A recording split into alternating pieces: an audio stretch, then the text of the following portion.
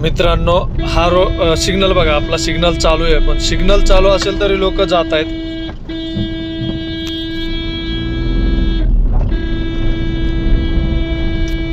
आता यांचा red signal आहे तरी देखील यांना पुढेच जायचं. दुसरं, आता जेव्हा आपला ग्रीन सिग्नल असेल गाड्या जाण्यासाठी, तर तेव्हा जे चालत जाणारे लोक आहेत, जे क्रॉस करणारे लोक आहेत, त्यांनी थांबलं पाहिजे. गाड्यांचं सिग्नल इथं गाड्यांचं सिग्नल चालू आहे तर त्यांनी थांबलं पाहिजे होतं. आता आपल्याला जेव्हा एखादी गाडी आहे, छोट्या रोडवर आहे, मोठी गाडी आहे, तर तिथं जर तिला पास मागायचा आहे तर तिचा देखील विचार करा की त्या गाडीला देखील कुठं जागा भेटू शकते, आणि त्याच्यानंतर त्यांना पास मागा. आणि समोरून कोणी येत नाही आहे याचा देखील विचार करा आणि नंतर तिथून ओव्हरटेक करा.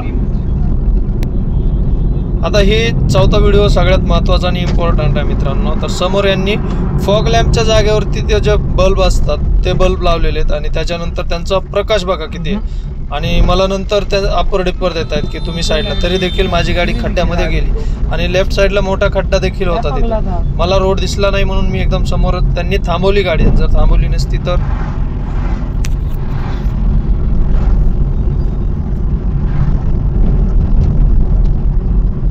और ही जमीन नहीं दिखेगा, ऐसे हाइकिंग दिया है.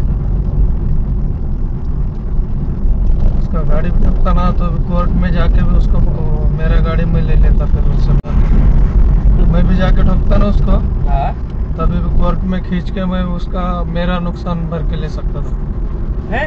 हाँ, क्योंकि वो लीगल लाइट है ही नहीं है. अच्छा, उसका क्या? हाँ, लोगों को ये समझ में कब आएगा, जब कुछ होगा ना उसके बाद में हो. ये वीडियो डालूंगा मैं अभी कल, इसके लिए तो हाँ रिकॉर्ड करते हैं क्या? हाँ, ये रिकॉर्डिंग. चला, कुठल्या तरी शाळेनं शिस्त लावायला सुरुवात केली. आता ही पालकांची लाईन आहे आणि मुलांना शाळेतून घेण्यासाठी आलेले पालक आहेत. आता या ठिकाणी समोर एक थोडासा छोटासा ॲक्सिडेंट आहे, आणि तो ॲक्सिडेंट कसा झाला असेल तुम्ही त्याचाही विचार करा.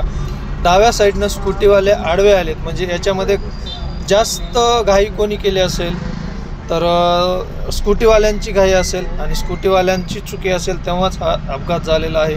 आणि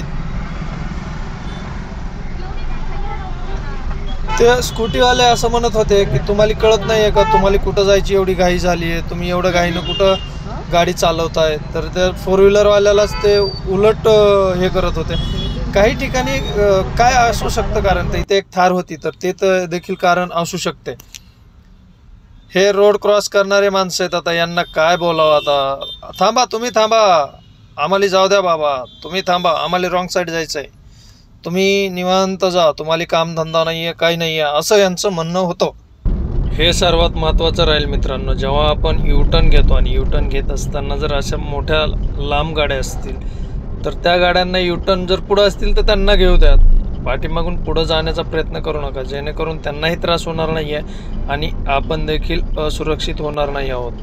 तर अशा ठिकाणी आता मी जर थांबलो नसतो तर या गाडीला युटर्न घ्यायला वेळ लागला असता आणि मला देखील वेळ लागला असता या ठिकाणी. आता या ठिकाणी पहा, थोडासा स्पेस झाला की लगेच सिग्नल तोडून जायचं. किती असुरक्षित ड्रायव्हिंग करता, किती वेळ वाचतो अशाने. तर याच्यानंतर हा व्हिडिओ पहा. या व्हिडिओमध्ये आपल्या समोर बघा, आता लाईन कट होणार आहे समोरची, जे हे देवीचं जे मंदिर बनवलं गेलं आहे तर त्याच्यामुळे एक लेन कट होणार आहे आणि त्याच्यामुळं इथं ट्रॅफिक झालेलं आहे. तर शक्यतो होता होईल तेवढं अशा ठिकाणी आपल्याला जेव्हा राईटला जायचं असतं तर थोडं हळूहळू आपल्या ज्या साईडच्या गाड्या आहेत त्यांना जाण्यासाठी प्राधान्य द्या, आणि आपली गाडी हळूहळू राईट साईडला घ्या. आपण काय करतो, राईट साईडच्या गाड्यांचा विचार नाही करत आणि डायरेक्ट राईट साईडला गाडी दाबली जाते आणि तिथंच आपलं चुकतं आणि पाठीमागे ट्रॅफिक व्हायला चालू होतं. आणि सर्वात महत्त्वाचं मित्रांनो, हे जे राईट साईडने जे गाड्या चालवत आहेत तर त्यांनी थोडंसं राईट साईडला आपलं अंतर सोडलं पाहिजे, जेणेकरून यांना असे लेफ्टने जे दाबणारे लोक असतात त्यांच्यापासून पुढं जाता येईल.